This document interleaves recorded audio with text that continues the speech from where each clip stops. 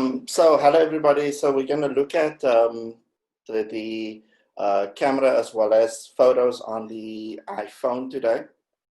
Um, it's quite a bit of information that we have to digest. So let's quickly get started. I'm just going to share my screen with you guys quickly. I'm going to share my entire screen, although the focus is on photos. It's just a couple of things that I also want to look at. I know we touched on photos on the Mac, but just a couple of things that I want to look at in terms of the formats, because there has been new formats available for your different for your photos. So let's get into the swing of it. So as you can see, here's my phone. I'm just going to put it flat bang.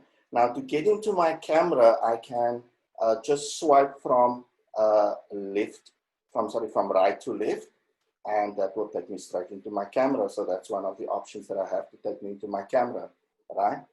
The other option as well is if I should, and guys, you would have noticed that even if I go back into my home screen, it doesn't take me to my home screen, it takes me actually back to my lock screen. So for security purposes, if somebody else should grab your phone, they won't get access to your phone in either case. The other way as well is if you do a touch on your camera icon at the bottom.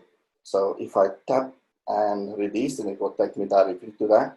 Other than that, if we are inside of our home screen, then we can also access different modes of our camera. So you can see there's my camera icon on my home screen. If I tap hold on it, it will give me the different options that I have.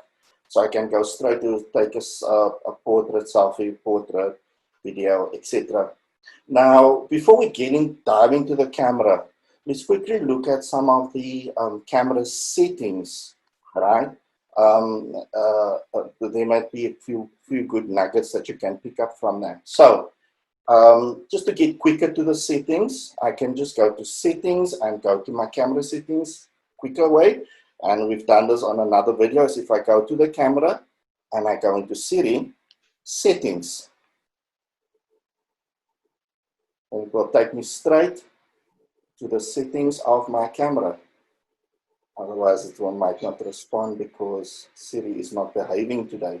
But in normal circumstances, it will take you straight to the settings of your camera. I'm just going to do it the long way for now. There we go. So in my camera settings, I'm just going to go from the top down and quickly run through them. Reserve settings, yeah, I can, you can see most of my things are turned off.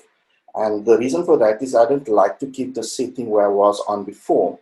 So the camera mode, first of all, it will keep the settings that you were on previously, right? It says it preserve the last mode, such as video square rather than automatically set camera, creative tools as well, preserve lost used filters, light depth, and so on.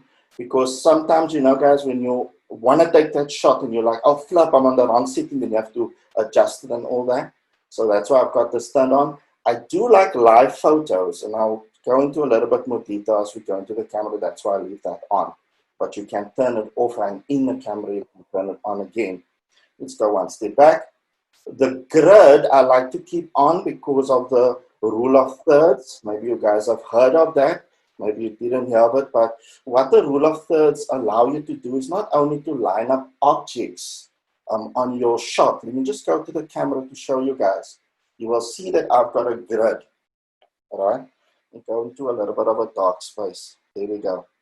It's on a grid, all right? And what it allows us to do is, say, for instance, I want to focus on one object straight in the middle, then I would move it in the middle square. Where, say, for instance, I want to put more focus on the background of my image. You know, I want the nice communication between the object or the person with the background, and I would actually put it more on the side. And, you know, then the focus will be on the object, on the person on the side. So say if my pillow was a person, and then I would have a focus also or communication to my background as well. So this is where the rule of thirds come in. It's a good concept to work with. A photographer actually explained it to me in more detail. So it's not only for lining up objects or people on your image. Okay, so in terms of, if you look at this, where I have my plant lined up with my microphone as well. So that is the purpose of the grid. So back to my settings. So besides that, I've got the recording settings, right? So my recording, my video recording, I can bump up all the way to 4K 30 frames per second, even all the way up to 60 frames. One thing you gotta be aware of, the higher you go, the larger your file size, right? So your especially if you've got a 4K TV, your shots will come out beautifully. However, it's at the detriment of a way larger size. The same with the slow-mo. I tested the slow-mo on the 240. I've seen a phone. I'm not going to mention the phone name because it's sacrilege in this video, but I've seen a phone that can go up to 480 FPS, and I'm hoping that in future the next iPhones can also do that. But 240 FPS frames per second does the job wonderfully. I record stereo sound. It will record the sound with your videos as well, or the stereo sound with the videos as well. Um, Formats, if I just go to formats, yeah, it's got high efficiency and most compatible. Now, if you take a lot of photos, then it will be good to put it on high efficiency, and high efficiency says it in a format called HEIC, okay, or HEIF. And what this does is it's almost 2 times the compression ratio as a JPEG, right? So it makes the file size much smaller than a JPEG, but still maintain keeping the quality as the JPEG. I would say about 95% quality of the JPEG.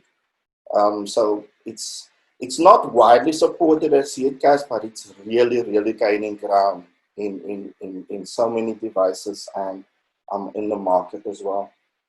So if you want to take JPEGs, then you can go with most compatible, or if you're streaming it to people who have other devices, PCs, and so on, then I would suggest put it on most compatible. Alternatively, just keep it on high efficiency. Okay. Smart HDR. This is pretty good on the device. HDR, high dynamic range, what it stands for. And so now what Smart HDR does is it will take your exposure, your focus, pre-cached images, and it will combine it into one image even before the shutter has been pressed. Okay, so this makes capturing a photo much quicker in its highest quality form, okay? And you can also keep the original or the normal photo as well on top of that. So these are the settings in terms of your camera. So let's go into the camera. Okay, so here you can see I've got various tools. At the top, I've got my flash. You can see my flash is on. A live photo. We'll just move this bar away. The live photo a button is on, and this is now during the setting when I had it on as a default. If I tap on it, I can turn it off, but I'm gonna leave it on for now. I've got the selfie where I can take a normal selfie, and what it has, it's got a timer where I can set it for 3 seconds or 10 seconds before the shutter button is pressed, and automatically pressed, and this will then give you that time to run to your family and take a photo with them while your phone is on a stand. Okay, there's your different filters that I can apply. There's the original filter all the way up to the neo black and white. You can go all the way up to sepia with the vivid cool and so on. Just gonna keep it as the original. Okay, so those are my filters. At the bottom, I've got my different camera options. Time-lapse, slow-mo, video, photo, portrait, square. Do people take square photos still these days? I don't know. And there's, of course, the panel option as well. I'm just going to go to photos quickly. Now, inside of photos, right, I can just tap my shutter button, as you could see. If you're sitting with an iPhone 8, 10, or even 11, then your smart HDR does take effect if it's switched on. So if I take one shot, it will just capture it in my camera roll. Guys, you can also take burst mode. So say for instance, you've got your kids are playing at a sport and you want to see them scoring that try or hitting that six, and you want to do it on a burst mode basis, then you can just tap and hold on your shutter button, and you will see that it will actually count down. So you have just taken 17 shots, right? Now, it's saving to my camera roll. So if I go into my camera roll, I'm just going to go one step back. I didn't show. So if I tap on my camera roll button, it will then show me the different shots that I've taken, right? If I'm on my burst mode photos, you will see that there's a select button at the bottom, right? So if I tap on the select button, it will take me into my burst or my photos that was taken in under burst mode. And you can see there's all the photos that I've taken under burst mode. The one thing that I always pick up of my clients is the fact that they've taken so many burst mode photos and it's taking up all that space on their devices, right? So now it's difficult to determine which ones were burst mode until you get into the phone and into the actual library. Okay, so now in this instance, I want to perhaps have a keyframe of my burst photos. I want to keep them all. I can tap on you see this little icon here? If I tap on it, then that photo I will now choose as my key photo, okay? Also, if I select multiple photos, right? So say for instance, those are the two that I want to keep out of all my shots. Then I can just select them, tap on done, and it will give me the option to keep those two and delete all of the others, or I can keep everything. So for now, I'm just going to say keep only 2 favorites. Okay, so it will delete all the others. So that's one of the good things when it comes to my burst mode photos. Now, let's go into the portrait, right? So the portrait shots, and what I'm going to do is with this one, so I'm just going to move that to there. So when it comes to portrait shots, right, you will see that I've got this plant here that I'm using now as an example. Now, if I look at the top, right, I've got this button with the if on. That's my if stops. So that is now to set my depth of field, right? So if I should tap on that, let me just switch my hands. So if I should tap on the if, you will see at the bottom, it shows me, here at the bottom, it shows me my depth of field that I can select. So now I can scroll all the way lower to all the way higher, and that will determine my depth of field. Okay. So it's phase, it does a blur on the background as I push my f stops higher or lower, right? Just go a bit further. There we go. Now we might see the effect. Okay, so you should see the effect now. So as you can see on the phone, it actually showed that I must move a little bit further away, and you can see the motion blur. There's no motion blur whatsoever. So guys, this is not only for when we for when we are before we capturing. I'm just going to capture this photo as it is with the motion blur. Now I've captured it. Now if I go back to my camera roll at the bottom, okay, and I click on that photo, I can even afterwards, I can tap on edit, and I can go back into my photo, and at the top you will see there's my f-stops even after taking the photo. I can change my depth of field. So I click on my f-stops, and now I can move it higher and back to where it is a more blurred image. Okay, now seeing that we are busy with the editing, let's look at some other editing tools. So on my editing tools, if I tap on the adjustment tool, then I can, there's a whole range of editing tools on here. And this is now straight in my camera app. So here I can do my auto adjustment, okay? I can go from there to doing my exposure, my brilliance, okay? And highlights, and I can go all the way up. There's a black point as well, brightness, can change the warmth, the tone, the definition, can even apply a vignette. Now, even if I make all these adjustments to my photos, I'm just going to make a few adjustments. Let me change my definition.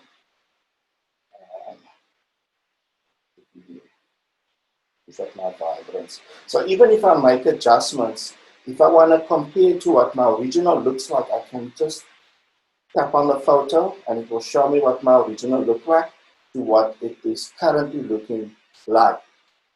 Okay, so I'm just tap on done for one sec before I go into done. So let's look at the other tool, which is my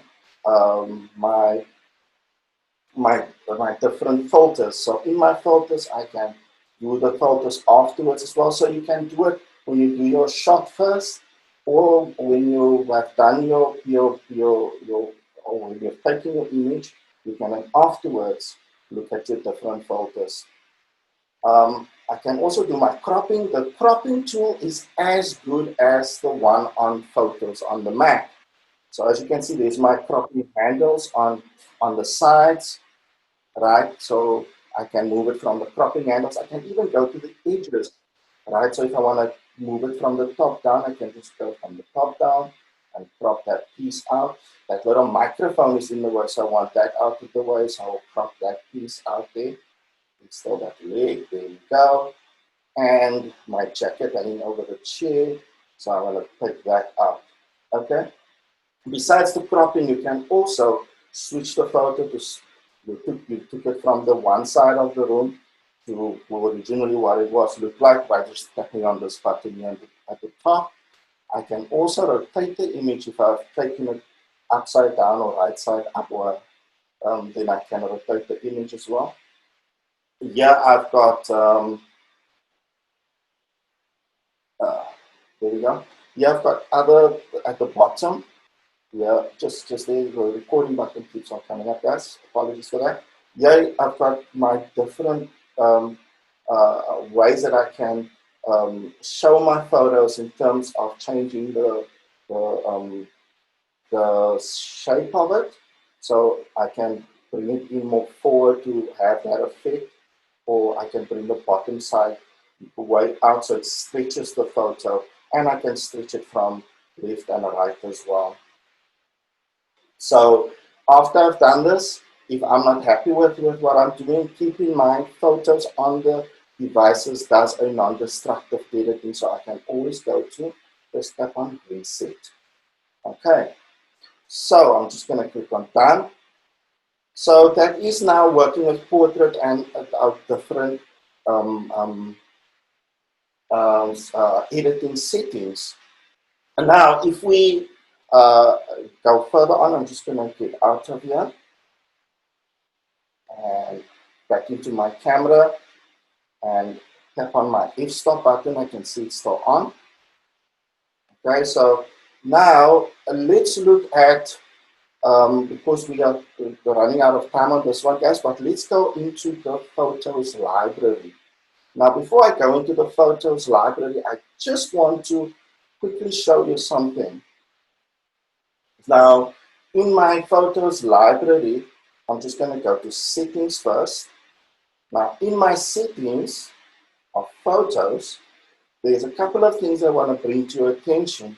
Now, at the moment, I'm running an iCloud photo library, which means that whatever photos I've taken will be in my iCloud as well, which will be on my Mac and everything that is linked to my iCloud.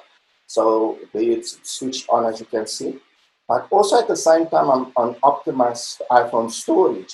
Now, if you have the setting set up on your device, then it means that the actual size images of your much older images, depending on your storage that you have on your device, um, is not taking the full image, but it's taking the high resolution thumbnail.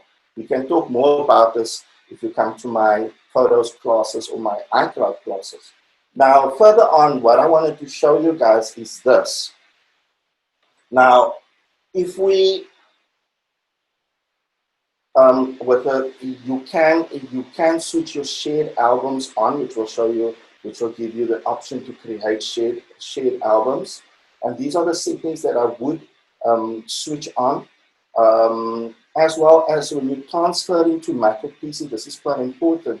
So it will automatically transfer photos and videos in compatible format, or always transfer original file without checking the compatibility. So guys, what this means is if you're working on a different machine than a Mac, then I would say keep it as, if you're working on a Mac, keep it as original, even if you've got the HEIC, which I showed earlier on, switched on. Alternatively, just keep it on automatic. This will automatically convert the file for you. Okay, so for now, I'll just keep it on automatic when I transfer my photos. Now let's go into my photos library. So I'm going to go straight to my photos library. And here at the bottom, it gives me the different categories. I'm going to start with photos. Now guys, photos is set up in such a way similar to your photos library on your Mac. As you can see, it's broken down into all photos, days, months, and years. So I'm just going to go to days. Here it shows me all the photos that were taken today. It even gives me show me a video preview and so on. I can go to months by just clicking on months. So if I tap on months, shows me months. And I can go to years, which will show me all the years. Okay. Alternatively, you can use the pinch as well. So if I pinch open on my year, it opens to the month. If I pinch open on the day, or on the month, it will take me to days within that month. And again, if I pinch close, it will do exactly the same thing back to years. Now, on all photos, if I go to all photos, you will see at the top, it gives me the select button as well as a plus and a minus in the top right-hand side. So if I tap on the plus minus, I can zoom in, zoom out. I'm just going to click on the X to take it away. You will also see I've got the select button. So if I tap on that select, I can now select the photos. So these are photos that were taken at our union buildings, right? And now I can do whatever I want to. I can delete those photos, but I want to go to the sharing side. So now if I tap on the share, okay, so here I've got different ways I want to share those photos, right? I can transfer it by airdropping it to my machine. I can airdrop it to somebody else's machine. I can send it as messages, send it as emails, and so on. And further on, it gives me all the different options that I can find in my sheet. Now check this out, guys. At the top, you've got this button called Options, right? So if you tap on Options, it gives you the option to set it up as or send as automatic. Now, automatic will just select the best format based on the file size, number of items, and so on. Alternatively, I can just go with individual photos or bypass the format and so on. But this is where things become interesting.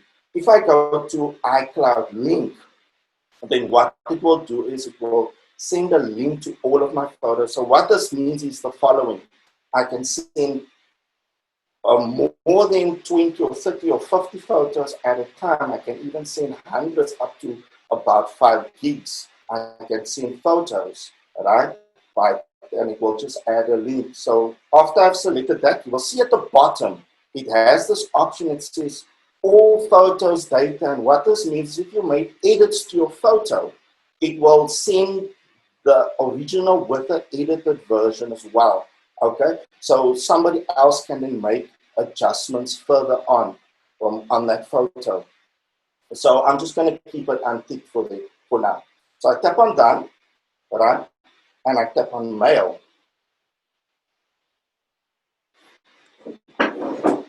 Okay, so it's now preparing. There we go. It comes up with a link. I'm going to send it to myself, guys. DigiCAD, Union Buildings, and it automatically puts the subject in terms of the location name, right? Or even I think I made it a keyword on that one, but the location name nonetheless. So, and the date as well. So now I've sent it. Now I'm going to go into my mail. Okay, maybe I'm too fast for it. Let's see how quick it will respond. If not, I've done one already, then I will show you guys what it looks like. So I sent one earlier on, and here it is, Cape Town, and there's the link. If I double click on that link,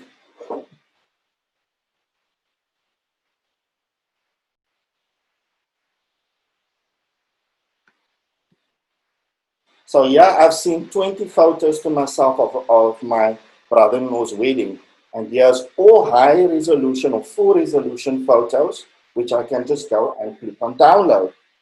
So how user-friendly is that? So now you can actually send it to people who are on a different a machine or device as well. Okay. So guys, that is, I don't want to go beyond our time. There's so much more I can show, and maybe we must do another continuation. But that is my lesson for today. Any questions? Angela, hi there. Hi. Thank you very much. Been another fascinating session. If we're sending people links to these photos, are they downloading the image or are they simply viewing it in the destination folder? Yes, they download the actual image. What they view is what they view when they click on the link there, sure. Okay, thank you very much. Can you just tell us a little bit more about the live? So when it comes to the live photo, I'm just gonna go back into my screen. I said I would show that. So guys, in your library, right, what you have as well is at the bottom you've got the for you, photos which we looked at, for you, and albums. I'm just gonna go to albums quickly. Now under albums, what you will have is you will have all of your shots. Your recents is basically all of your images under albums, right? Now, if I go further down below, you will see that there's my video selfies and there's a category for live photos. If I go to live photos, these are now all the live photos that I've taken, right? Now, if I'm just going to take this one with my son who's fighting his sleep. So if I select that and I tap on edit, right, you would see if I tap on the edit button, and just go back, let me be kind enough to show you guys. You will see at the top, I've got this edit button here, right? And what the live photo is basically, if I tap and hold on that live photo, it shows me about 3 seconds of captured data. Right? To mute my server, low battery. Okay, so now what I can do is if I want to say, for instance, want to take specific shot within that live photo, or I want to make it make a key photo of that live video, I can tap on the edit. As soon as I tap on the edit, like the portrait, guys, it has a specific icon at the bottom for live photos as well. So if I tap on that, it will show me the timeline of my live photo. And here you can see if I tap on it, it says they make key photos. So say for instance, I actually want to make, let's see, that one there where it's blinking there. I want to make that my key photo. So that will become my key photo when I'm looking at the photo, right? Alternatively, because it's a motion, a small little clip, you will see there are handles on either side. So I can actually tap on those handles. And I think my fingers are too big for it now. And there we go. I can tap on those handles and I can delete some of the other parts of the clip, right? And there we go. And I can now say, look, I just want that part. Everything else around it, I don't need.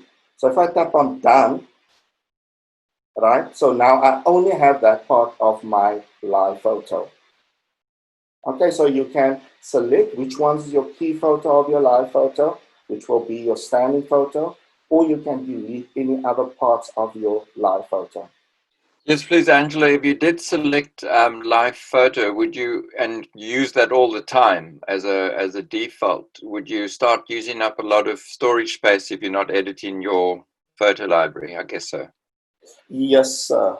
I would say, Brian, between burst mode shooting and live photo, I'd rather go with live photo, right? Because if I was working with another client of mine whose son is a fantastic cricket player, and he used to take like burst shots of his son playing, hitting shots every time. And one day he stumbled on live photo and he tried it out and he said, what's so awesome about it, it was like a small clip and you could only just take two and he's got a better, and we compared the burst mode photos versus the two live photos. It came almost to half the size of all those photos combined. And you've got control over it, what you want to take out of it as well, you see. Yes. So that is a huge benefit of it. Just a quick one. You know, when you're looking up and let's say a picture you took 5 years ago, Yeah. and when you want to open it, it takes a hell of a long time to actually open. That is because of your iCloud photo library. You get a low res, and then it takes a long time to get the high. Yeah. It is because of your iCloud photo library, Louis. It can be due to the fact that your internet speed wasn't good that time. I found when I'm sharing many photos and I'm sharing much older photos, right? Then it takes quite a while to download. I've got a 20 meg line and it takes me about, say, if I shoot, like, did you saw those 21 photos? It took me Yes. 5 minutes, say 5 to 10 minutes to actually download all of them. So it's patience. Eh? All right, everybody. Angelo, I think you're right. I think we need to have a second session. You know, we still want to keep these things for half an hour, not because we don't like spending time with you, but we're very aware of your time. And our focus has always been to give you 1 or 2 things that you can take away and start using immediately, rather than an hour down the line. And it was, well, what did they say right at the beginning? I can't remember it. Your feedback is always very, very valued. If you want us to stretch these out to an hour, you know, maybe the 20 minutes was too ambitious. Maybe we do them for 30 minutes and then we have Q&A after that, because I personally feel rushed when I'm doing it if I'm trying to squeeze it all into 20 minutes. So please give us your feedback. Let us know how you feel. We want these things to work exactly for you. So if there's no more questions, thanks everybody once again for joining us. It's lovely to have you here, and stay safe, and we'll see you tomorrow, hopefully. Thanks, guys. All of the best. Thanks, guys, for attending. Thank you. Bye, everyone. Great.